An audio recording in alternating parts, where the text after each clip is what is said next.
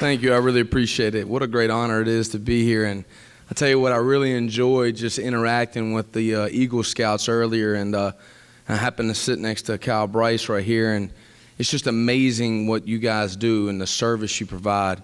And you guys do a service. You have to do a service for something to become an Eagle Scout. And he was telling me about building a bridge for his local church. And, man, it really sent home for me. It really did, to know that he's really building a bridge for someone to help something out that's amazing, like someone to do outside worship in an area. It just blew my mind, and I wanted to talk about that because I feel like I was called a different way. And I want to read this for a second. This is the Eagle Scout oath, and this is beautiful. On my honor, I will do my best to uphold the honor of this award, to cherish the brotherhood and citizenship which comes to me by this award, to carry forth the torch of freedom and democracy wherever I go, and pledge myself in service to God and country. Man, whoever figured this stuff out has got life figured out. This is a huge deal to me. I came to service to God in a different way, and I want to tell you a little bit about my story. Back in 2009, my sister died of cancer, and she battled cancer for over 4 years, and she wrote a book called This Side of Heaven. And in 2009, June 9th, that night changed my life forever, where I wanted to serve. Now, I was saved before this time, but I used to separate my faith and the way I played football. I'd be out there on the field cursing people out, doing things the wrong way, and I felt like I could separate the two. But by this oath, it says, pledge myself in service to God and country. It doesn't separate the two. And I think that's very special when I read that. So what happened to me on June 9th, my sister, she was battling lung cancer, and she couldn't speak for the last couple of months of her life. And she calls me into her room that night. She's like, Sam. And I go running in there thinking maybe she fell down or something was wrong. And she's sitting up on the edge of the bed. And as clear as day, there was nothing wrong with her anymore. And she says, tell me you love me. And I was like, you know I love you, Deanna. And she told me, I'm going home. And that night, if I didn't hear that, the next day I had to carry her body to the hearse. But if I didn't see that, this is how I learned that my service and my dream in my life would change. And you will hear a little bit about my story. But that day, my dream changed because I knew that I couldn't separate God and everything else. It was together through everything that I was going to put God in everything. And I see all these badges and medals, and I see like God and family, and I see God and myself. And I think that's so perfect because service comes through that. He served us, and it's our duty to serve him. And so that point, I was at Butler High School, and I was just an assistant coach, and I wanted to do things differently. I wanted to be able to coach with love and not in fear. And if you guys play sports, you know that you might have a coach that might, you better do this or do it right, or he'll put you on the line and you're scared to death that he's going to run into you, puke, or whatever the case may be. Well, I just thought that wasn't the right way to do things. And so God moved me to Vance High School. Vance High School, I became the defensive coordinator there. And this is another type where, I couldn't separate God, family. I had to put him together. And this is kind of relevant right here. I got married in 2012, and I had my first daughter that same year, Charlie Bells. And then a year later, I had Journey Faith. But it's very important because when I was at Vance, I thought that they understood like faith family football is what we would talk about, but it was put to the test. And I had a chance to serve what I really believe in, and that is my faith. And what happens is, I told my athletic director and coach, I said, hey, I'm having a daughter. My wife and I are having a daughter. My wife works retail. I'm not going to be able to coach football next year. Well, all of a sudden, that faith and family didn't become for football between Vance. I found out that summer that they displaced me, and they displaced me to Harding High School, known as one of the worst high schools in the last 30 years academically and athletically. But at the time, I didn't panic. I realized that God put me there because I believed that I was not going to waver, because I remember what my sister told me. Remember, I said, she's going home. She told me she was going home. And I understood that we might live this life, and you guys are Eagle Scouts, and the serving part is the greatest thing that you will do from here. And I had to be called to serve. And this is the first time that my faith was put to the test. So I told him I wasn't going to do it. I wasn't going to coach, and I got moved to Harding. I'm there for 2 years, and I see kids I just love kids, and I couldn't coach. And I'm raising my daughters. I'm believing in the faith family before football. And there's a principal that says, hey, you're going to coach football. You're going to be our head football coach. I told him, no, I'm not. I said that you guys are pretty bad. And yeah, I think they won 24 games in 30 years. And I was just like, you guys don't even have uniforms. You don't even have helmets that are certified and legal. And he looked me in my face, and it was a faith thing. I believed it was right. He says, I don't care, whatever it takes. I'll put a daycare up there in the sky booth, and I'll watch your kids if I got to, but you're going to be our head football coach. And he believed in me, and he believed in my values, because I believed that God shouldn't be separate from what I do. And when I did that, he gave me that opportunity. So I took over a team, and our motto was moving mountains. And you got to have strong enough faith as an Eagle Scout as well. Like, even though you have this award, it's not finished yet. Your job is just beginning. You will be tested, and you will serve your community. And that's going to be the greatest reward ever. And I'm reaping the fruits of that labor now. The first year, we were put to the test. We went 1-10, as you said. But our foundation was laid, because we put God in our, and everybody says, well, you got to separate church and state and all that stuff. Well, I'll tell you what, when you go to Harding and you can't afford pregame meals, and then I called my church and I said, hey, is there any way you guys can feed us? And they're like, yeah, we'll feed you. So every game, home or away, we drove a bus 30 minutes to go to Central Church of God, and they fed us before every game. And it's amazing what will happen when you feed someone, when you serve somebody. It's amazing. The second year, this is very unique, because the first year I met a kid named Brahim Murphy. And Brahim Murphy was this great, intelligent man and a kid. I call him a man now, he's 18. But at the time, he was ineligible to play. The second year we're going into spring workouts, and he's in my weightlifting class, first block. And I realized he's getting to class like 45 minutes to an hour every day. He's always late.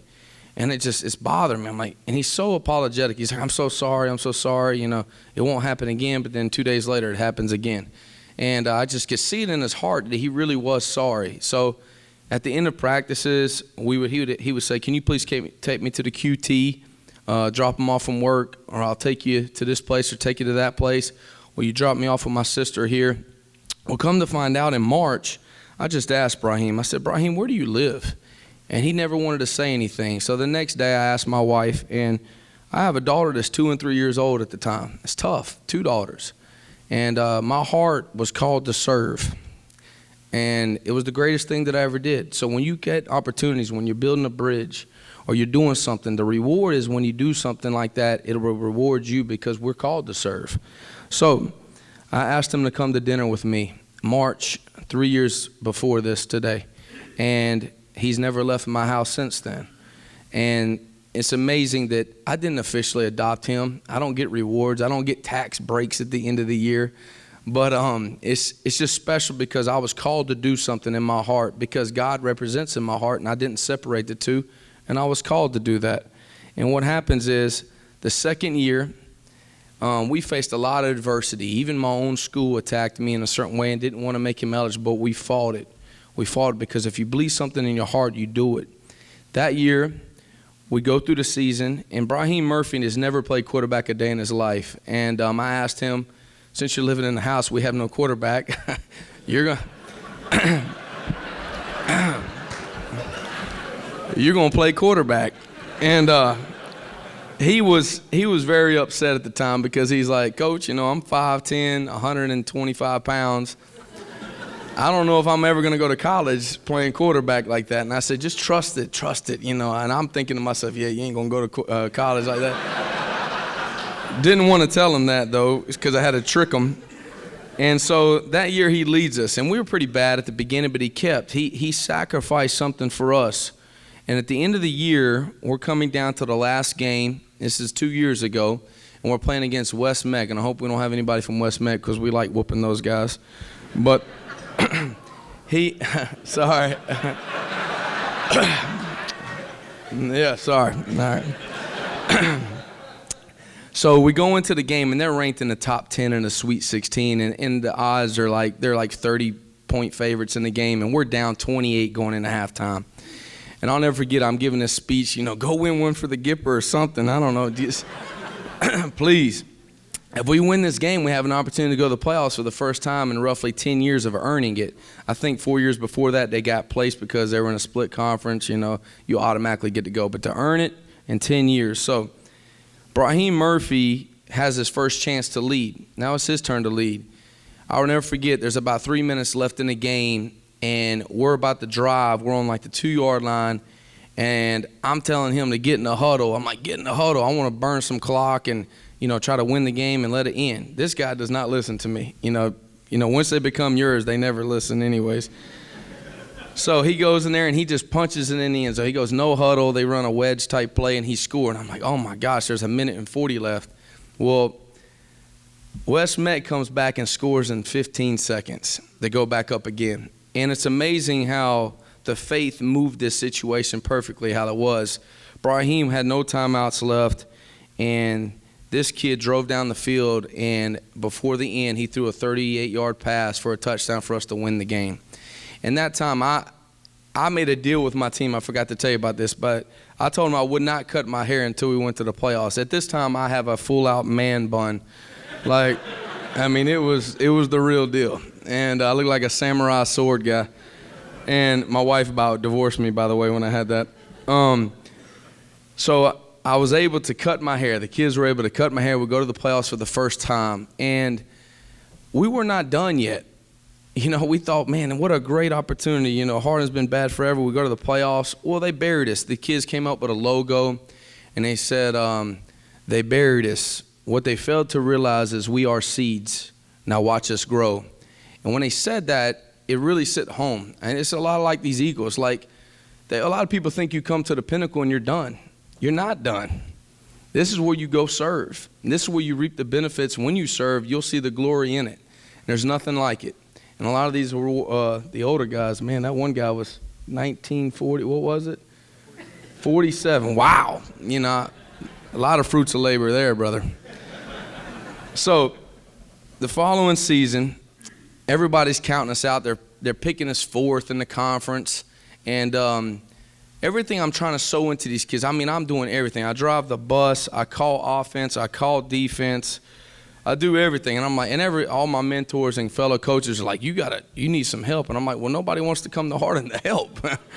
And it's amazing how I served God, and he did an amazing thing this year. And what happens is we go to a thing called Next Generation, and it happened in the spring of this past year. And it's an opportunity where kids, they've been going to this church and they get fed every Friday, but I wanted to do something more. And the church said, you know what, they need God more in their life. And we go to this Next Generation service, and I'll never forget 35 kids, all of them that came there, went down to the altar for the first time.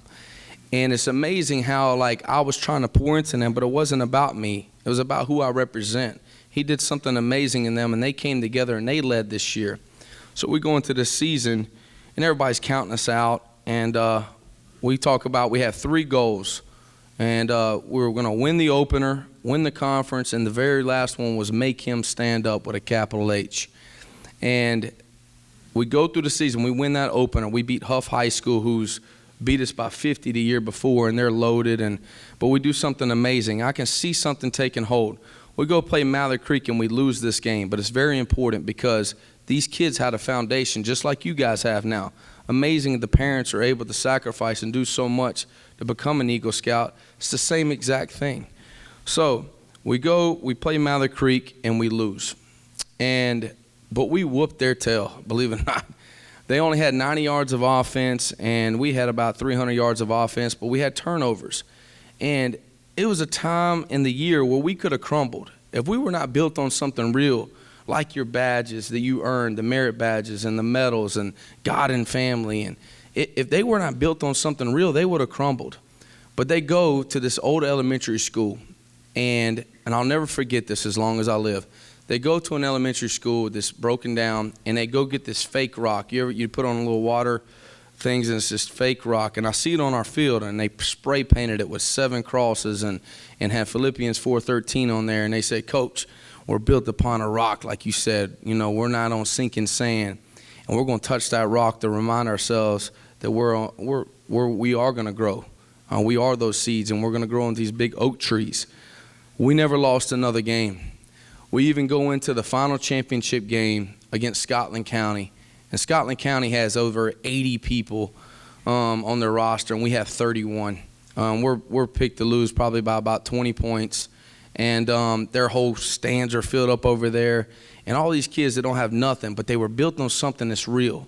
They were built upon God, and they go out there and play their hearts out, and we win a state championship. And the most amazing thing about it is these kids will never, ever forget that. Just like this moment you're here today, you're becoming an Eagle Scout, the pinnacle. But at the end of the day, it wasn't about just winning that. It's not just about this award. Our final goal was to make him stand up. Now, what that means to us is this. We have this picture of the good Lord sitting on his throne, and he's sitting down in glory. But there's moments in life where you have an opportunity. I had an opportunity to take a kid in. I could have easily said, "Nah, that's just too easy. That's crazy." But I was called to do something, and I did it.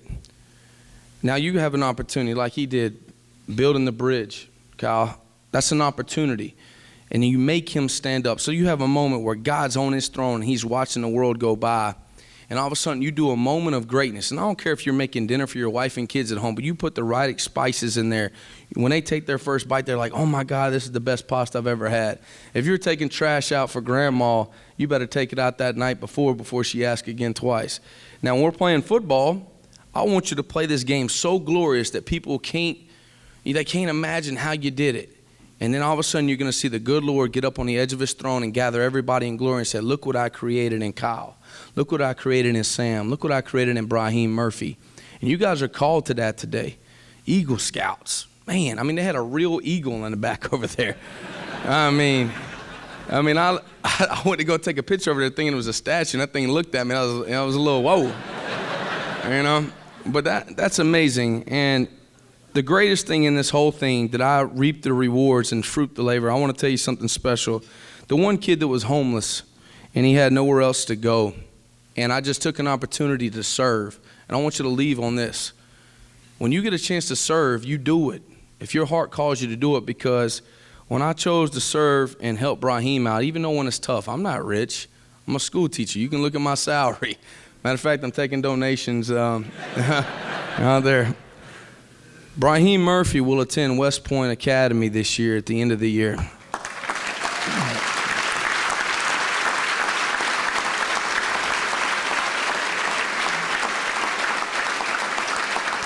And he would be here tonight, but he's actually finishing off his appointment and doing some things for that, and he really wanted to be here. But when you get called to serve, it's special. It really is. And I challenge every single one of you that you Eagle Scouts, the pinnacle is not here. It's the rewards when you go serve your community. God bless you.